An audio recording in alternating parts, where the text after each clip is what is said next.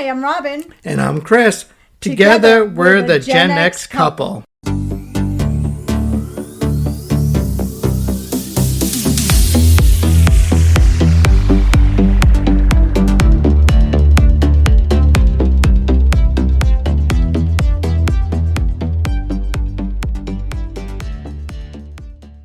Hey guys. Take one. Hello, everyone. We are just back from a quick trip to Disney World. Yes. We popped Much needed. down. Much needed. It's always much needed. We're actually recording this, what's today, Tuesday? And this is going to go live on Thursday, which I think is the closest we've ever recorded a podcast to the publish date or the publication date or the release date. I don't even know what the word I'm looking for is. But yeah, so we are hot on the heels. We're still on a Disney high. We got the military pass. They're doing a special this year for military folks. Did I mention this before? If you're active duty military, reserve, guard, or retired, get the pass. It's an annual pass for $500. Yeah, if you're planning on going for more than 3 days at the park, yep, it's worth it to do it that way. I don't know why. I feel like my thoughts are jumbled, but I was just going to say that I don't know why we're so backed up on recording, but we have it together and we're going to record all of February today. But today we're going to start with a good one. I'm excited about this one because I actually know the name, but I didn't know as much about them until I started researching. And it made sense with Valentine's Day right around the corner and love officially being everywhere, right? You really can't walk into a store without being attacked by heart-shaped boxes of chocolate or cards that promise eternal devotion and deeply unrealistic expectations about romance. And of course, every February, without fail, someone brings up Bonnie and Clyde as if they were the ultimate example of a power couple. And I think that's fascinating because Bonnie and Clyde weren't powerful in the way that we usually would mean that word. They didn't build an empire together or anything. They didn't overcome any obstacles to create something lasting. But what they did build was a legacy of chaos, poor decisions, and one of the most aggressively unhealthy relationships in American history. Can you say toxic? So today, we're going with a Valentine's themed deep dive into Bonnie and Clyde. Not to glorify them, but to understand why we keep romanticizing them. Because this is one of those stories where the myth is definitely way more seductive than reality. Yes, this is less rom-com and more true crime meets couples therapy.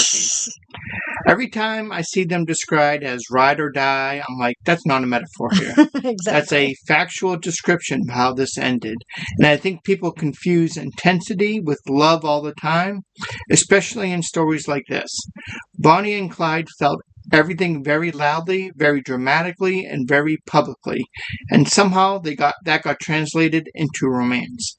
So if you're listening to this around Valentine's Day and you're single, congratulations. You're already doing better than Bonnie and Clyde. And if you're in a relationship, just remember, if your partner ever suggests robbing a bank... Has never suggested robbing a bank... Don't suggest robbing a bank to me because I'm not going along with it, buddy. You're winning. You're one step ahead of Bonnie and Clyde. True story. So to really understand why Bonnie and Clyde became folk heroes, we have to talk about the Great Depression. Because this wasn't just a bad time in history, you guys. It was catastrophic. And by the early 1930s, millions of Americans were unemployed. Banks were collapsing. Families lost their farms, their homes, their businesses, everything. And oftentimes it was literally overnight. And here's the key part. Banks were seen as villains here, or during that time, not here.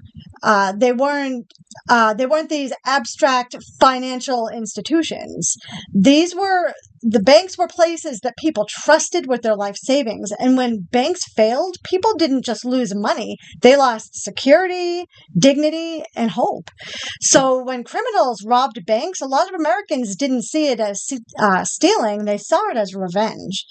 And that resentment created the perfect environment for outlaw mythology. Criminals who targeted banks were framed as rebels standing up to an unjust system. Newspapers played into this heavily, turning criminals criminals into characters instead of people. Which is wild, because today, if someone robbed a bank, no one's like, you know what? King, stick it to the system. But back then, people were desperate, and when you're desperate, you start rooting for anyone who looks like they're getting away with something, especially when the people getting robbed are institutions everyone already hates. So Bonnie and Clyde weren't just criminals, they were symbols.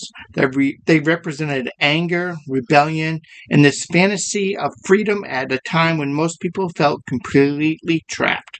Exactly. And that's the environment Bonnie and Clyde stepped into. They didn't invent the outlaw myth, they walked straight into it, and they benefited from it for sure. So I'm going to talk about Bonnie so that you guys get a clearer picture of who she was. Bonnie Parker was born in 1910 in Texas. She was bright, creative, and ambitious, which is important because Bonnie wasn't someone who drifted into crime out of boredom. She was someone who wanted more than what her life was offering her. She loved poetry, she loved performing, and she wanted recognition. Fame mattered to her in a very real way, and unfortunately, she came of age at a time when opportunities for women, especially poor women, were incredibly limited. So she married young, as many women did back then, and that marriage quickly fell apart. By the time she met Clyde, she was already disillusioned. On top of that, she was broke, restless, and deeply unhappy with the idea that this was just it. And this is where people tend to flatten Bonnie into this one-dimensional criminal girlfriend character, which does her a disservice. Bonnie didn't wake up one day and think, you know what sounds fun? A violent crime spree. She wanted escape. She wanted significance. And when you don't have any legal paths to those things, you start accepting dangerous shortcuts. Oh my goodness. Yes, Bonnie was looking for a story bigger than herself. And Clyde, for all his flaws, offered her one. Not a good one, but a dramatic one. Clyde Barrow grew up poor, like grinding, rentless poverty. His family bounced around, living in cars and makeshift shelters. The kind of instability does something to a person. Clyde was small, physically imposing, and deeply sensitive about it. He wanted control, he wanted respect, and early on he learned that crime was a way to feel powerful in a world that was constantly reminding him he wasn't. Yeah. And prison is where everything solidified for him. Clyde was incarcerated young, and prison was brutal. He experienced abuse, humiliation, and violence. And when he came out, he wasn't rehabilitated, I pulled a Chris. He was radicalized. He developed a deep hatred for authority and a willingness to escalate that would define the rest of his life. This is where the bad boy trope stops being cute. Clyde was misunderstood. He wasn't misunderstood. He was traumatized and angry. And instead of healing, he doubled down on destruction. Right. Bonnie and Clyde met in 1930, and by most accounts, the connection was immediate. They recognized something in each other, probably dissatisfaction, anger, longing. They bonded quickly, intensely, and without caution. And this is where the romantic myth really takes hold, because Bonnie later wrote poetry framing their relationship as destined and tragic. Which is always a red flag. Yep. Flag on the play. The moment someone started calling a relationship doomed but beautiful, you should back out away very slowly. Yes, absolutely. They weren't just in love either. They were merging their identities. Bonnie didn't just love Clyde, she believed in him. And Clyde didn't just care for Bonnie, he saw her as validation. This is the kind of relationship where friends would be like, hey, maybe slow down a bit. And Bonnie and Clyde would be like, no, we're in love. No. So once Bonnie and Clyde were together, things escalated quickly. And this is where the romantic narrative really starts to fall apart when you look at the timeline.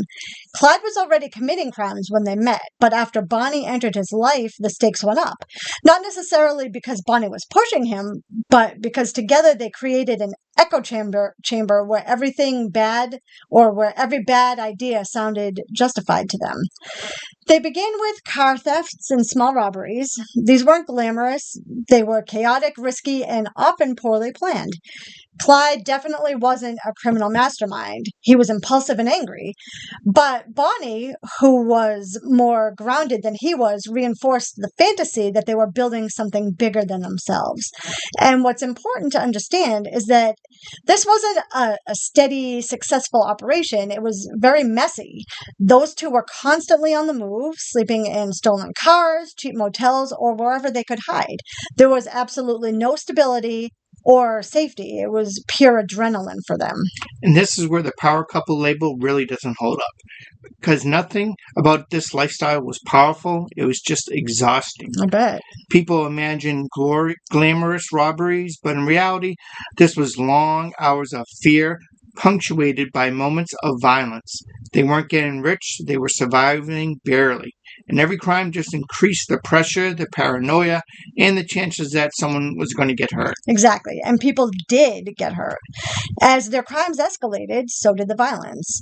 Law enforcement officers were killed during confrontations with the gang. And this is the part of the story that often gets minimized when people frame Bonnie and Clyde as romantic figures. These weren't victimless crimes. And while Bonnie may not have fired the fatal shots in every instance, she was absolutely a part of the group that was becoming more dangerous by the day. And another thing that gets lost in the mythology is that Bonnie and Clyde were rarely alone. This wasn't some cinematic duo riding into the together. Sunset together? Yes. Yes. They traveled with other gang members, including teenagers, people who were pulled into this chaos and often paid the ultimate price for it. Yeah, and that detail matters because when we picture Bonnie and Clyde as this tight-knit couple against the world, we forget that other people were caught in their orbit. These weren't loyal sidekicks living their best outlaw lives. These were vulnerable people who got swept up in Clyde's rage and Bonnie's belief in the story that they were telling themselves. And the gang dynamic also complicates the romance angle. This wasn't just us against the world. It was us plus several other terrifying people constantly trying to not to get caught. Terrified, even. But one of the biggest reasons Bonnie and Clyde became legends rather than footnotes is the photographs. When police raided one of their hideouts, they found rolls of undeveloped film. For you kids out there, we used to actually have to develop film at CVS. It wasn't just on our phones. But anyway, so the police found some rolls of undeveloped film, and when those photos were released to the press, that's when everything changed. Bonnie was photographed posing with a cigar, holding a gun, and smirking at the camera. These images were electric. This was branding before branding even existed. Yes. These photos told a story, not necessarily a true one, but a compelling one. They suggested confidence, rebellion, glamour. They made Bonnie look fearless and Clyde look powerful. Yeah, and of course, Bonnie leaned into that image. Fame mattered to her, and she always wanted to be seen, remembered, and talked about. The irony is the photos exaggerated her role. Bonnie wasn't constantly firing weapons. She wasn't leading raids, but the visual narrative was too good to resist. It's like the original influencer problem. Once the image is out there, the truth doesn't matter as much. That's so true. And as their notoriety grew, Bonnie and Clyde started receiving fan mail, you guys. Strangers wrote to them expressing admiration, sympathy, or even love. Newspapers ran sensational stories. Every robbery, every escape, every sighting became headline material, and the public ate it up. Which is wild, because imagining writing a letter like, "Hey Bonnie, huge fan of the crimes, keep going, doing what you're doing." But again, this was a time when people were desperate for stories that felt like resistance. And Bonnie and Clyde became symbols of that, whether they deserved it or not. And Bonnie actively did contribute to the myth. She wrote poetry framing their lives as tragic and inevitable. And we mentioned it earlier, but she wrote poems about doomed lovers standing against a cruel world. Which is poetic, but also deeply manipulative, even if unintentionally, because it reframes violence as destiny instead of choice. Exactly. Behind all the photos and the headlines, reality was really grim. Bonnie was seriously injured during one of their crime sprees. She was badly burned in a car accident involving stolen chemicals. After that, she suffered from chronic pain. She had difficulty walking, and yet they did not stop. This is the part that breaks the romantic illusion for me. Because if this were a love story, this is where it should have ended. This is where someone says, this isn't worth it. I don't want to lose you. But Clyde couldn't stop. And Bonnie, by this point, couldn't imagine life without him or without the story they were living. So they were both trapped, not by the law just yet, but by this identity that they had built together. And that's the most toxic part of all. When leaving doesn't feel like an option because it would destroy the version of yourself you invested in. Yep. By 1934, law enforcement had had enough. Bonnie and Clyde weren't folk heroes anymore. They were a threat. So police across multiple states coordinated to track them down, and the chase became methodical and relentless. And you can feel the story tightening here. The options disappeared, the fantasy collapsed. Right. I lost my place in my notes. Oh, I found it. Never mind. Sorry. Bonnie and Clyde knew it was coming, though. They talked about dying together. They romanticized the end as much as the journey. Which is heartbreaking and horrifying at the same time. Right. And yeah, really. By the spring of 1934, the story of Bonnie and Clyde had reached a point where there were no more detours left for them.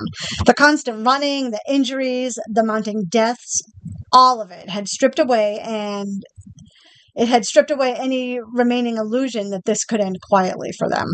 Law enforcement wasn't chasing a symbol anymore. They were hunting two people who had become too dangerous to capture. And that distinction does matter because it reframes the ending. This wasn't tragic destiny. It was inevitably born from escalation. So by this point, we talked about it, Bonnie was physically deteriorating.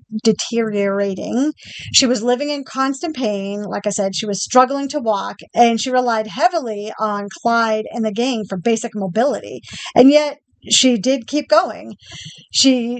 Not because she didn't understand the danger, but again, because it would mean that it would leave her to abandon the story she had wrapped her identity around. That's the part that always sticks with me, because when people talk about Bonnie choosing Clyde, they frame it as a romantic loyalty, but it's also fear. Fear of starting over, fear of admitting the whole thing was a mistake, fear of living a quiet, anonymous life after being seen and written about and mythologized. Walking away would just mean losing Clyde. It would mean losing the version of herself she believed mattered the most. Yeah. So on May 23rd, 1934, Bonnie and Clyde were ambushed in Bienville Parish, Louisiana. Law enforcement officers had carefully planned the trap, positioning themselves along a rural road that they knew the couple would travel down. When Bonnie and Clyde's car appeared, officers opened fire almost immediately. There was no warning, no chance for them to surrender. The car was hit with dozens upon dozens of bullets within seconds. It's a brutal ending, and it's intentionally brutal, because by this point, the goal wasn't arrest, it was finality. And I think that shocks people who are used to the romantic version of this story. This wasn't a dramatic standoff, it wasn't cinematic, it was fast, violent, and devastating. Yeah. Bonnie and Clyde died together, just as Bonnie had written they would. And in that moment, the myth was sealed permanently. Their deaths didn't end the story, they completed it. The tragedy had become fixed. They would never age, they would never have a chance to regret their actions, and they would never be able to tell a different version of the events. Which is honestly why people still romanticize them. There's no messy middle-aged chapter, no what if we stopped, just intensity from the beginning to the end. Right. And after their deaths, crowds gathered. People posed for photos, souvenirs were taken, because back then crime scenes weren't locked up as tight as they are now. So people sometimes could walk away with a piece of evidence. And of course, newspapers exploded with coverage of their deaths. Bonnie and Clyde became bigger in death than they ever were in life. And their story has been retold again and again, each time smoothing over the rough edges. This is when they fully stop being people and become characters. The violence gets softened, the victims fade into the background, the focus shifts to doomed love instead of reckless destruction. Yeah, and Bonnie's poetry was published, movies were made, songs were written, and over time the myth hardened into something almost unrecognizable from reality. And that's how you end up with Bonnie and Clyde on Valentine's Day list of iconic couples, which feels incorrect. Absolutely incorrect. When you strip away the legend, what's left is a relationship built on instability. Like we already told you guys, Bonnie and Clyde bonded over a shared dissatisfaction and trauma, but they never built anything that could really sustain them. Like I said, there was no safety, no growth, no future. It was just intense devotion fueled by anger. And this is where it becomes relevant to modern relationships because intensity can feel like love, especially when everything feels heightened. But intensity isn't stability. Passion isn't safety. And loyalty without accountability can be incredibly destructive. So why do we keep coming back to Bonnie and Clyde? It's because we love stories about outsiders, because we're drawn to rebellion, because doomed love feels poetic when we don't have to live it. And because a story that ends young never has to face reality, and they never have to figure out bills or boredom or resentment or healing. They're frozen in time at their most dramatic. Yeah, and it's easier to romanticize tragedy than to sit with complexity. So here's the Valentine's Day takeaway. Bonnie and Clyde were not a power couple. I repeat, they were not a power couple. They were a warning. Love should not require you to erase yourself, endanger yourself, or destroy everything in your path just to keep it alive. Healthy quiet is love is quiet sometimes. If we say that, I don't know what you just said in that jumble, but it did not make sense. Healthy love is quiet sometimes. Thank you. It's boring sometimes. It doesn't make headlines, and that's a good thing. Yeah, it's a very good thing. That's how it should be.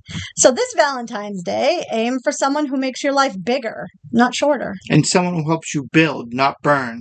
Chocolate over crime, always. And if your partner ever suggests robbing a bank, that's your cue to leave. Yeah, absolutely. Oh my God, I can't even believe we even had to tell people that.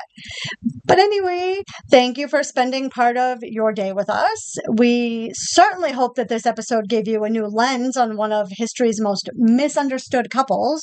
And reminding you that ride or die should always stay metaphorical. Yeah. And if you're one of the people that celebrates Valentine's Day, happy Valentine's Day to you. We do not. But I do celebrate it with Marsh. Whatever. Remind me to get her something. We both know you love her more than you love me anyway. So stay safe and stay curious and don't commit crimes for love. And I'll leave it there. So see you later, alligator. In a wild crocodile.